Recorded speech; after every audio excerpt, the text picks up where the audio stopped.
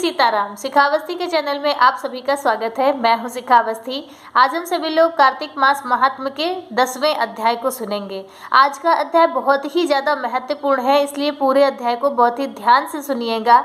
आज के अध्याय में त्रयोदशी से लेकर अमावस्या तिथि का वर्णन है, यानी धनतेरस से लेकर दीपावली तक मनुष्य को कौन से कार्य करने चाहिए, इसका बहुत ही सरल और शास्त्रोक्त वर्णन है। तो चलिए अध्याय को प्रारंभ करते हैं। उससे पहले अपने गुरुदेव भगवान, गणेश भगवान और नारायण भगवान का ध्यान करते हुए कार्तिक मास महात्म्य की कथा को सुनते हैं। त्रयोदशी से लेकर दीपावली तक के उत्सव कृत्य का वर्णन। ब्रह्मा जी कहते हैं, कार्तिक कृष्णा त्रयोदशी को प्रातःकाल दंत धावन करके स्नान करें और त्रिरात्रि व्रत का नियम लेकर भगवान गोविंद के भजन में तत्पर रहें तथा इस व्रत के अंत में गोवर्धन उत्सव मनावें। त्रयोदशी 3 मुहूर्त से अधिक हो तो वह इस व्रत में ग्राह्य है, पर तिथि से वध होना दोष की बात नहीं है। कार्तिक के कृष्ण पक्ष में त्रयोदशी के प्रदोष काल में यमराज के लिए दीप और नैवेद्य समर्पित करें तो वह व्यक्ति अपमृत्यु का नाश होता है, उसे अपमृत्यु का डर नहीं रहता है। अपमृत्यु यानी अकाल मृत्यु या दुर्मरण। एक दिन यमदूतों ने यमराज से कहा कि हे प्रभु, ऐसे महोत्सव के अवसर पर जिस प्रकार जीव अपने जीवन से वियुक्त न हो, कोई उपाय बताइए, उसका हमारे आगे वर्णन कीजिए। तब यमराज ने कहा कि कार्तिक कृष्णा त्रयोदशी को प्रतिवर्ष प्रदोष काल में जो अपने घर के दरवाजे पर निम्नांकित मंत्र से उत्तम दीप दान करता है, वह अपमृत्यु को प्राप्त होने पर भी यहाँ से आने योग्य नहीं होता है। यानी कि यदि आप त्रयोदशी तिथि पर दीपदान करते हैं तो उसे फिर यमराज के वहाँ जाने का बिल्कुल भी डर नहीं रहता है। और वह मंत्र क्या है वह भी जान लेते हैं। मंत्र है, मृत्युना पाशदंडाभ्याम कालेन च मया सह त्रयोदश्याम दीपदानात् सूर्यजः प्रियतामिति। तो इस मंत्र को बोलकर आपको दीपदान करना है। मंत्र का अर्थ है, त्रयोदशी को दीपदान करने से मृत्यु, पास, दंड, काल और लक्ष्मी के साथ सूर्य नंदन यम को प्रसन्न हो। इस मंत्र से जो अपने द्वार पर उत्सव में दीपदान करता है उसे अपमृत्यु का भय नहीं होता है। दीपावली के पहले की चतुर्दशी को तेल मात्र में लक्ष्मी और जल मात्र में गंगा निवास करती हैं।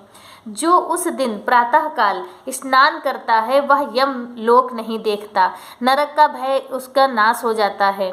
और इसके साथ ही जो अपामार्ग को मस्तक पर घुमावे और 3 बार मंत्र पढ़कर 3 ही बार घुमाना चाहिए। यानी कि चतुर्दशी तिथि को आपको सुबह स्नान से पहले अपामार्ग की जड़ को लेकर अपने सर पे 3 बार घुमाना है और घुमाते समय उस मंत्र बोलना है, सीतालोष्ठ समायुक्त सकंटक दलान्वित हर पापम मार्ग भ्राम्य माणः पुनः पुनः।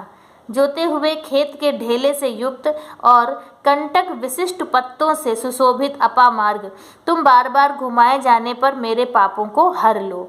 ऐसा कहकर अपने सिर पर अपामार्ग घुमावें। स्नान करके भीगे वस्त्र से मृत्यु के पुत्र रूप 2 कुत्तों को दीपदान करें। उस समय आपको यह मंत्र बोलना है, सुनको श्यामस बलो भ्रातरो यम सेवको तुष्टो स्यायांताम चतुर्दश्याम दीपदानेन मृत्युजो। काले और चितकबरे रंग के 2 श्वान जो मृत्यु के पुत्र यमराज के सेवक तथा परस्पर भाई हैं, चतुर्दशी को दीपदान करने से मुझ पर प्रसन्न हो। फिर स्थानांतर तर्पण करने के पश्चात 14 यमों का तर्पण करें, जिनके मंत्र इस प्रकार से हैं। यह तर्पण क्रिया पुरुष भाई लोगों के लिए बताई गई है। यमाय धर्मराजाय मृत्यवे चांतकाय च वैवस्त्वाय कालाय सर्वभूत क्षयाय च औदुम्बराय दधनाय नीलाय परमेष्ठिने वृकोदराय चित्राय चित्रगुप्ताय ते नमः। ये 14 नाम मंत्र हैं। इनमें से प्रत्येक के अंत में नमः पद जोड़कर बोलें और एक एक मंत्रों को 3-3 बार कहकर तिल मिश्रित जल की 3-3 अंजलियां देनी है। यमराज का तर्पण यज्ञोपवीत होकर अर्थात यज्ञोपवीत को बाएं कंधे पर रखकर अथवा प्राचीन विति होकर जनेऊ को दाहिने कंधे पर करके भी किया जा सकता है, क्योंकि यमराज देवता और पितर दोनों ही पदों पर स्थित हैं, अतः उनमें उभय रूपता है। जिसके पिता जीवित हों वह भी यम और भीष्म के लिए तर्पण कर सकता है। कार्तिक कृष्णा चतुर्दशी को यदि अमावस्या को भी और उसमें स्वाति नक्षत्र का योग हो तो उसी दिन दीपावली होती है। उस दिन से आरंभ करके 3 दिनों तक दीपोत्सव करना चाहिए, क्योंकि एक समय राजा बलि ने भगवान से यह वर मांगा था कि मैंने छद्म से वामन रूप धारण करने वाले आपको और भूमि दान दी और आपने उसे 3 दिनों में 3 पगों द्वारा नाप लिया था। अतः आज से लेकर 3 दिनों तक प्रतिवर्ष पृथ्वी पर मेरा राज्य रहे। उस समय जो मनुष्य पृथ्वी पर दीप दान करे उनके घर में आपकी पत्नी लक्ष्मी स्थिर रूप से निवास करेंगी। दैत्यराज बलि को भगवान विष्णु ने चतुर्दशी से लेकर 3 दिनों तक का राज्य दिया है, इसलिए इन 3 दिनों में यहाँ सर्वथा महोत्सव करना चाहिए। चतुर्दशी की रात्रि में देवी महारात्रि का प्रादुर्भाव हुआ है, अतः शक्ति पूजा परायण पुरुषों को, जो लोग शक्ति की उपासक हैं, शक्ति की पूजा करते हैं, उन्हें इस महारात्रि का प्रादुर्भाव हुआ तो उन्हें अवश्य उत्सव मनाना चाहिए। भगवान सूर्य के तुला राशि में स्थित होने पर चतुर्दशी और अमावस्या की संध्या के समय मनुष्य हाथ में उल्का लेकर पितरों को मार्ग प्रदर्शन करावें। कार्तिक मास में चतुर्दशी आदि 3 तिथियां दीपदान आदि के कार्यों में ग्रहण करने योग्य हैं। यदि ये 3 तिथियां संग व काल से ये तीनों तिथियां संग व काल से पहले ही समाप्त हो जाती हों तो दीपदान आदि के कार्यों में इन्हें पूर्व तिथि से युक्त ही ग्रहण करना चाहिए। तदंतर अमावस्या के प्रातःकाल स्नान करके भक्तिपूर्वक देवताओं और पितरों की पूजा और उन्हें प्रणाम करें। फिर दूध दही और घी आदि से पार्वण श्राद्ध करें। इस दिन बालकों और रोगियों के सिवा और किसी को दिन में भोजन नहीं करना चाहिए। प्रदोष के समय कल्याणमयी लक्ष्मी देवी का पूजन करें। उस दिन लक्ष्मी जी का सुख बढ़ाने के लिए जो उनके लिए कमल के फूलों की सैया बनाता है, उसके घर को छोड़कर भगवती लक्ष्मी कहीं नहीं जाती। जावित्री, लवंग, इलायची और कपूर के साथ गाय के दूध को अच्छी तरह पकाकर उसमें आवश्यकता के अनुसार शक्कर देकर लड्डू बना लें और उन्हें महालक्ष्मी को अर्पण करें।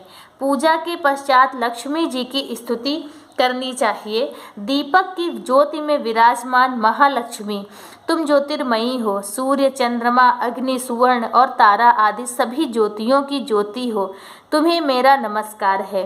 कार्तिक की दीपावली के पवित्र दिन को इस भूतल पर और गौओं के गोष्ठ में जो लक्ष्मी शोभा पाती है वे सदा मेरे लिए वरदायिनी हो। इस प्रकार स्तुति करने के पश्चात प्रदोष काल में दीपदान करें। अपनी शक्ति के अनुसार देव मंदिर आदि में दीपकों का वृक्ष बनावें। चौराहे पर, शमशान में, भूमि में, नदी के किनारे, पर्वत पर, घरों में, वृक्षों की जड़ों में, गौशालाओं में, चबूतरों पर तथा प्रत्येक गृह में दीपक जलाकर रखने चाहिए। पहले ब्राह्मणों और भूखे मनुष्यों को भोजन कराकर पीछे स्वयं नूतन वस्त्र और आभूषण से विभूषित होकर भोजन करना चाहिए। जीव हिंसा, मदिरापान, अगम्यागमन, चोरी और विश्वासघात, ये 5 नरक के द्वार कहे गए हैं, इनका सदैव त्याग करना चाहिए। तदंतर आधी रात के समय नगर की शोभा देखने के लिए धीरे धीरे पैदल चलें और उस समय का आनंद उत्सव देखकर अपने घर को लौट आवें। इस प्रकार से आज का अध्याय पूर्ण हुआ। बोलो भगवान लक्ष्मी नारायण भगवान की जय। तो इस प्रकार से आप सभी ने सुना कि इन 3 तिथियों का कितना ज़्यादा महत्व है और इन 3 तिथियों में आपको माता लक्ष्मी के निमित्त जो दीपदान इत्यादि जो भी आपसे हो सके वह कार्य जरूर करें। आगे की कथा आगे के अध्याय में सुनेंगे। तब तक के लिए श्री सीताराम।